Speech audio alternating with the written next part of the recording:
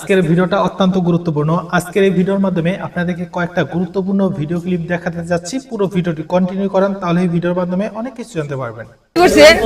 তো অনেক দিন চাকরি করে আমার বাবার জীবন থেকে 16টা বছর নষ্ট হয়ে গেছে। আমার বাবা একজন আর্মি অফিসারকে উল্টো বাঁচাইছিল। আমাদের জীবনের 16টা বছর শেষ। আমরা 16 বছর ধরে কষ্ট করতেছি। 16 বছর ধরে আমরা এরকম একটা দিন দেখার জন্য আমরা অপেক্ষা করতেছিলাম। আজকে আমাদের জয় হয়েছে, আজকে সত্যের জয় হয়েছে। আমার বাবা যে নির্দোষ ছিল, আমার বাবা যে নির্দোষ ছিল, আমার বাবা কোনো দোষ করে নাই। আজকে তার প্রমাণ হয়েছে আমার বাবা কোনো দোষ করে নাই। আমার বাবা কোনো দোষ করে নাই। আমার বাবা বিদ্রোহী না। আমার বাবা বিদ্রোহী না। আমার বাবা বিদ্রোহী না। বারবার বলেছে আমরা বিডিআর বিদ্রোহী। আমার বাবা কোনো অন্যায় করে নাই। আমার বাবা একজন আর্মি অফিসারকে উল্টো বাঁচাইছিল। তবুও তাকে বলা হয়েছিল সে কেন তার দায়িত্ব পালন করে নাই। আমার বাবা কোনো দোষ করে নাই। আমি সবার কাছে আমি এই যারা এর সাথে সম্পৃক্ত ছিল, আমি সবার কাছে কৃতজ্ঞ। আমার বাবাকে আমরা ফিরে পেলাম। আমার বাবা কোনো দোষ করে নাই, আমরা তাকে ফিরে পেলাম।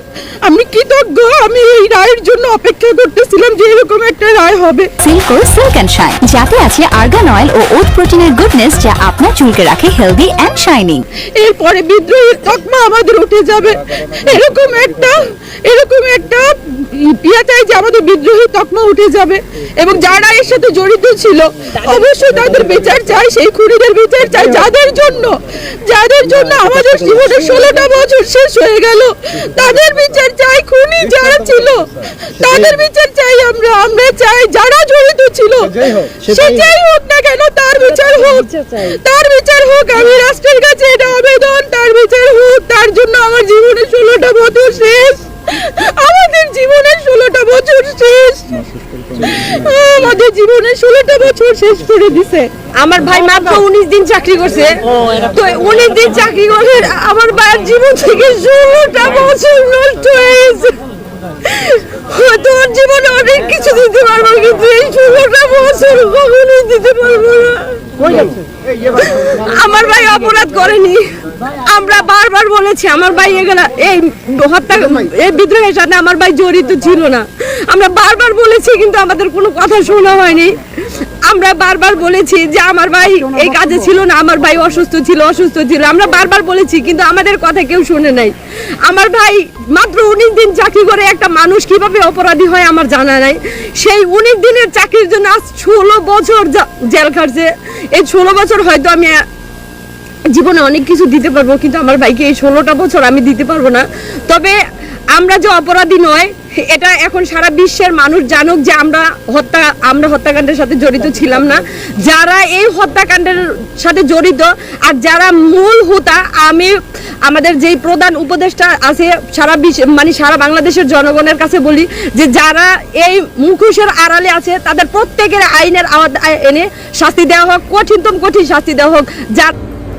আমি যা শুনলাম আপনারা কি তাই শুনলেন? ও আপনারা তো এখনো শোনেন নাই, শোনাচ্ছি। আমি না মিলাইতে পারতেছি না যে সার্জিস হাসনাতরা এই আন্দোলনের সময় পালাই গেছিল। বৈষম্য বিরোধীর কেন্দ্রীয় কার্যালয় এখন আওয়ামী লীগ ছাত্রলীগের অফিসের মতন টর্চার সেল। আচ্ছা, আমরা আগে শুনি তো এই ভাইটা কি বলতে চাচ্ছেন। বৈষম্য বিরোধীর অফিসটা নিয়ে কেটে টর্চার সেল করেছে আওয়ামী লীগের পার্টি অফিসের মতো। আপনারা বলেন সার্জিস, তারপরে হাসনাত, এরা সবাই পলাই গেছিল। এখন কার্যালয় এনে যদি কাউকে হামলা করা হয়, কাউকে বেধড়ক মারে 22টা শিলাই ফেলা না, তাহলে এটাকে কি বলা হতে পারে? রিফাত, রশিদ সহ যারা এখানে উপস্থিত ছিল, তারা এই হত্যাকাণ্ডের সাথে হত্যাকাণ্ড ঘটানোর জন্য যে বেধড়ক করে মারছে তার বিচার আমরা দাবি করি। নিশ্চয়ই শুনেছেন, আমাদের কুমিল্লার ভাষায় একটা প্রবাদ বাক্য আছে, হোটকার সাক্ষী হোটকা দে মাইনসে লাগে না। হোটকা মানে হচ্ছে কি, আপনার যে যখন ভারী বৃষ্টি হয়, তো যখন আকাশ থেকে বৃষ্টির পানি পড়ে এক ধরনের এরকম একটা রাউন্ড আকারের একটা শেপ ক্রিয়েট হয় পানির মধ্যে, তো এটা আবার আরেক বৃষ্টির ফোঁটা পড়ে কিন্তু ভাসতে ভাসতে এটা আবার ফুটা যায়। হ্যাঁ, তো আমরা আজকে যার কথা শুনলাম তিনি গণ অধিকার পরিষদ ভিপি নুরের যে গণ অধিকার পরিষদ, সেই পরিষদের একজন সাবেক নেতায় আমরা ধরতে পারি, অথবা রানিং হয়তো বা তিনি আছেন। তো তো তার বক্তব্য হচ্ছে এই যে আসিফ নাহিদ সহ যারাই আছে তারা সবাই কিন্তু এই গণ অধিকার পরিষদের এক সময়ের শিষ্য, মানে ভিপি নুরের কিন্তু শিষ্য। তো বিবর্তনের মাধ্যমে এই জুলাই অভ্যুত্থানের মাধ্যমে তারা একটা জায়গায় পৌঁছেছে। কিন্তু তার এই বক্তব্যের তিনি এটা একটা লম্বা চূড়া বক্তব্য, তিনি বলছিলেন যে সারা বাংলাদেশের মধ্যে যেখানে সবচেয়ে দুর্বার আন্দোলন হয়েছে এটা হচ্ছে যাত্রাবাড়ি। এটা কিন্তু বাস্তব, যাত্রাবাড়িতে হিউজ এখানে কন্ট্রোলিং আনতে পারে নাই। তো যাত্রাবাড়ির আন্দোলনটা নেতৃত্ব কারা দিছে? তো আমরা এখন যেগুলো শুনছি যে আসিফ নাহিদ সার্জিস বা যারা আছেন হাসনাত, কিন্তু তিনি বলছেন যে যাত্রাবাড়িতে 17 তারিখের পরে এরা কেউই ছিল না, পলাতক ছিল।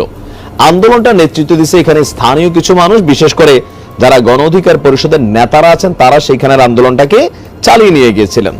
কিন্তু এখন যখন এই জুলাই আগস্টের পরে যারা বড় বড় পোস্টে বসে গেছে, বিপিনুরও কিন্তু বলছিল ওই দিন একবার যে অনেকেই কিন্তু এক দফা চানও নাই, কিন্তু এই অভ্যুত্থানের পরে বিভিন্ন রকম বক্তব্য দিয়ে মিডিয়া কাভারেজ পাইয়া আপনারা এক একজন বড় নেতা হয়ে গেছেন।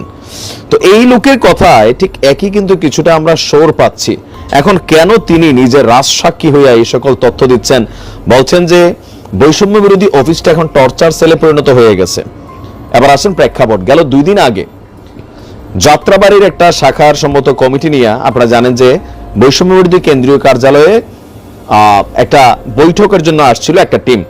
তো আসার পরে এইখানে যারা সমন্বয়ক আছেন রিফাত রশিদ সহ আরো কয়েকজন, তারা ওই টিমের মেম্বারদেরকে বলছিল যে তোমরা তো ছাত্রলীগ করছো বা তোমরা আওয়ামী লীগ কানেক্টিভিটি, এগুলা বইলা সম্ভবত একটা ট্যাগিং দিয়া বাংলাদেশে এটা হচ্ছে বৈষম্য ছাত্র আন্দোলনের একটা নেগেটিভিটি ইদানিং আমরা দেখছি যে তাদের দ্বিমত যদি হয় কারোর সাথে বা তাদের বিপরীতে কোনো দাবি দেওয়া ওঠে, তাহলে বলা হয় আহত লীগ, এই লীগ, সেই লীগ, এরকম কিন্তু একটা ট্যাগিং খেলা চলে। তো এই খেলাটা, এই ছেলেটার বক্তব্য হচ্ছে এইসব খেলার দিন শেষ, যে আপনারা যারে তারে একটা ট্যাগ দিবেন, তারপর পিটাবেন, মারবেন, কেন্দ্রীয় কার্যালয়ে আইসা হত্যাকাণ্ডের উদ্দেশ্যে হামলা চালাবেন, ট্যাগ দিয়া এগুলা বাদ দেন। আপনারা এই দেশের মালিক হয়ে যান নাই, অথবা আপনারা সর্বসর্বানা আন্দোলনে আমরাও নেতৃত্ব দিচ্ছি, প্রয়োজনে আমরা দুর্বার আন্দোলন গড়ে তুলব। যে রূপায়ণ ট্রেড সেন্টারে ওই দিন যে ঘটনাটা ঘটছে, এখন এই ঘটনা নিয়ে এখন পর্যন্ত আসলে কোনো সলিউশন আমরা দেখি নাই। তবে এই টিমটা মামলার দিকে যাচ্ছে। আমি কয়েক ঘন্টা আগে নিউজটা দেখলাম যে এই যে 2 গ্রুপ, এক গ্রুপ আরেক গ্রুপের বিরুদ্ধে, বিশেষ করে যারা মাইর খেয়েছে একজনের নাকি 22টা শিলাই লাগছে, তো তারা আইনি প্রক্রিয়ায় যাচ্ছে। তাহলে মামলাগুলো কাদের বিরুদ্ধে হবে আপনি বুঝতে পারছেন? এখন তারা বলতেছে যে মামলা পুলিশ নেবে কিনা তাদের মধ্যে সন্দেহ আছে। যদি পুলিশ মামলা না নেয় তাহলে তারা আবার দুর্বার আন্দোলন করে আইনকে মানে সঠিক পথে চলতে বাধ্য করবেন। তো এখন আমরা যেগুলো দেখছি পাল্টাপাল্টি বক্তব্য, একে অন্যের বিরুদ্ধে অবস্থান বা বিভিন্ন ধরনের যে বিষয়গুলা, কোথাও না কোথাও বৈষম্য বিরোধীর যে শক্তিটা ভেঙে যাচ্ছে। যত আপনারা পুরো ভিডিও ক্লিপটি দেখলেন, পুরো ভিডিও জুড়ে আপনাদের কি মতামত কমেন্ট বক্সে অবশ্যই লিখে জানাবেন। ওবায়দুল কাদের এমন একজন ব্যক্তি যাকে নিয়ে বাংলাদেশের মানুষ দেখতে ওবায়দুল কাদের দেখতে দেখা যায় কি এটাও করবো, কখনোই সম্ভব না, এরকম কথা বলে, কিন্তু ওর ভিতরটা আসলে বাংলাদেশটা বলতে গেলে ও কিন্তু চালিয়েছে। ও প্রধানমন্ত্রী না, বাট কিন্তু ও কিন্তু দেশটাকে চালিয়েছে। ওবায়দুল কাদের কতটা ক্রিমিনাল সেটা আসলে জনগণ না বুঝলেও কিছু কিছু মানুষ অলরেডি কিন্তু বুঝে গিয়েছে, কিন্তু এখন না বুঝলে এখন বর্তমানে বুঝছে। এই ওবায়দুল কাদের ক্ষমতা থাকা অবস্থায় শেখ হাসিনারে পুশিং দিয়ে কি পরিমাণ টাকা লুট করছে সেটা বলে বোঝানো যাবে না ভাই। মানে এত পরিমাণ টাকা ও লুট করছে একা, যা দিয়ে বাংলাদেশে যে পরিমাণ ঋণ আছে, জনপ্রতি 1.5 লক্ষ টাকার মতো ঋণ, প্রতিটা মানুষের ঋণগুলো কিন্তু পরিশোধ হয়ে যাওয়ার প্রায় উপক্রম হয়ে যাবে, কাছাকাছি হয়ে যাবে আশা করি। এত পরিমাণ ও ঋণ এত পরিমাণ দুর্নীতি করছে বাংলাদেশ থেকে, চিন্তা করা যায়, ভাবা যায়। এগুলো কিন্তু সব জানে। অনেকের কাছে বলে শেখ হাসিনা কি করবে একলা। আরে ভাই, প্রধানমন্ত্রী, দেশের প্রধানমন্ত্রী যদি ব্যর্থতা হয় তোর দরকার কি? তুই থাকিস না দেশে, ও তোর খা, আমার ওরাই খেতে, সমস্যা, আমার তো ক্ষমতা থেকে নামাইস না। আমার কত হয়েছে এটাই দেশপ্রেম। আরে দেশপ্রেম, কত দেশপ্রেম যে দেখছি আমরা তাদের মধ্যে, কি পরিমাণ দেশপ্রেম। এই দেশপ্রেমের যন্ত্রণা সারাদিন শুধু দেশপ্রেম, আমাদের মুখে শুধু দেশপ্রেম, কিন্তু অন্তরটা ছিল শুধু কিভাবে বাহিরে গিয়ে, নিজের দেশ ছেড়ে বাহিরে গিয়ে কিভাবে রাজত্ব গড়ে তুলবে, এই চিন্তা চেতনা ভাবনা সবসময় তাদের মধ্যে কিন্তু ছিল। তো যাক ভাই, আল্লাহ পাক রব্বুল আলামিন উপরে আছেন, আল্লাহ পাক রব্বুল আলামিন দেখবেন। আল্লাহ যেন এই সমস্ত জালেমদেরকে বিচার করেন, যারা দেশের টাকা বাহিরে পাচার করেছে। আল্লাহ যেন তাদের বিচার করে এবং এই জমিনে যেন আমরা সেই বিচারগুলো দেখতে পারি, এই দোয়া সবসময় আমরা করি। তো আর কোনো কথা নয়, ভিডিওটি সর্বোচ্চ শেয়ার করে দিবেন। আল্লাহ হাফেজ। কর্মসূচি দিবেন।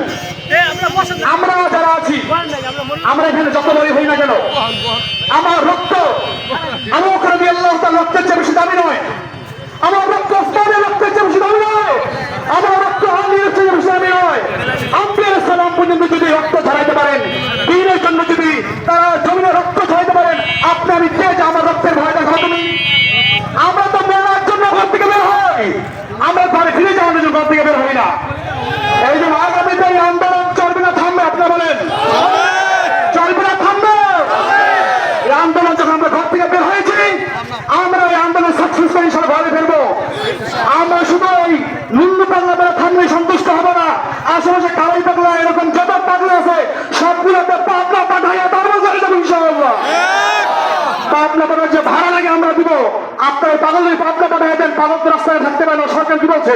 বলছে কুকুর এবং পাগল থেকে সাবধান। সুতরাং এই পাগল নাম দিয়ে ধান্দাবাজি ভণ্ডামি মানুষ আপনার খায় না। কি বলেন? এখন 2024 সাল 5 আগস্টে এই যে 24 সালে মানুষের মস্তিষ্ক পরিবর্তন করেছে। ঢাকা বিশ্ববিদ্যালয়ে নাস্তিক রাস্তাটা ছিল, সেখানে শাইখ আহমদুল্লাহ বক্তব্য দেয়। কি বলেন? সেখানে মিজানুল আজহারি বক্তব্য দেয়, মাওলানা সব সরকারের সাথে বসে। সুতরাং আমরা এখন দুর্বল নই। আল্লাহর রহমতে আমরা এই আন্দোলন চলছে, এই সাথে আন্দোলন চলবে, ঠিক আছে ইনশাআল্লাহ। আমরা যদি আমাদেরকে যদি আদেশ তরফ করেন, নুন্নি পাগলার বাড়ির প্রতিনিধি